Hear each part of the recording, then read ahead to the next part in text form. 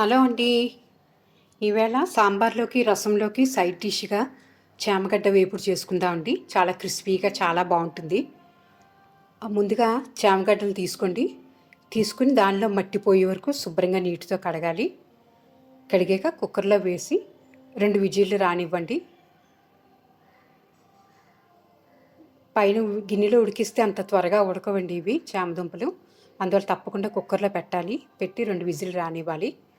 చల్లారాక వాటి తొక్క తీయాలి.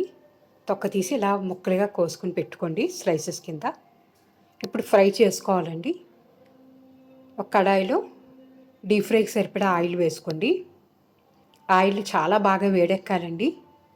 మనం గారెలకి వాటికి ఎలా వేడెక్కనిస్తామో అలాగా ఆయిల్ బాగా వేడెక్కనివ్వాలి. అన్నీ ఒకేసారి వేయొద్దండి. కొంచెం కొంచెంగా ముక్కలు వేసుకుని వేయించుకోవాలి.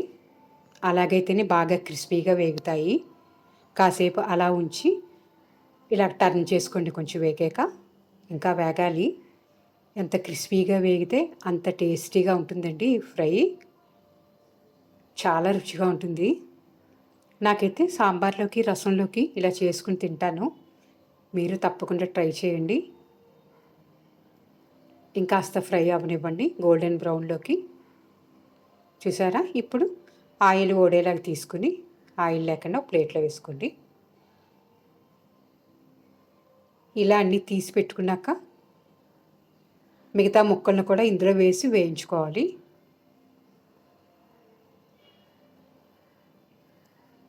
తక్కువ ఆయిల్తో చేస్తే ఒకేసారి చేసిన ఉల్లిపాయ ముక్కలు అలా వేసి చేసినా సాధారణంగా చేసుకుంటాం కదా మనం.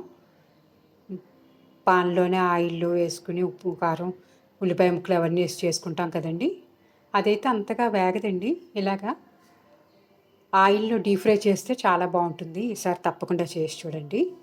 మిగిలిన ముక్కను కూడా ఇలా క్రిస్పీగా వేయించుకోవాలి.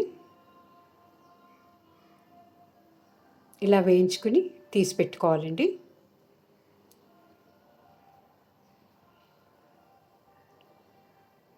ఇలా అన్నీ తీసి పెట్టుకుని వేడి మీదనే మనకు కావాల్సినవన్నీ దీని మీద వేసి తిప్పుకోవాలి. చల్లారేకైతే సరిగ్గా పట్టవండి. వేడి మీదనే సరిపడా ఉప్పు, సరిపడా కారం, ధనియా పౌడరు ఇవన్నీ వేసుకోవాలి.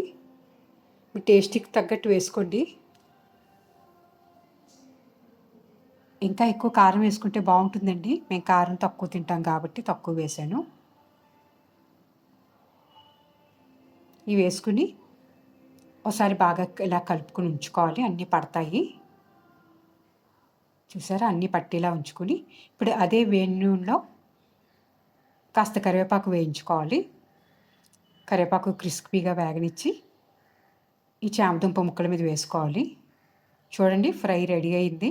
చాలా బాగుంటుంది సాంబార్లోకి రసంలోకి. నేనైతే ఇవాళ సాంబార్కి సైడ్ డిష్గా చేశాను. Thank you. సబ్స్క్రైబ్ చేసుకోండి నా ఛానల్ని.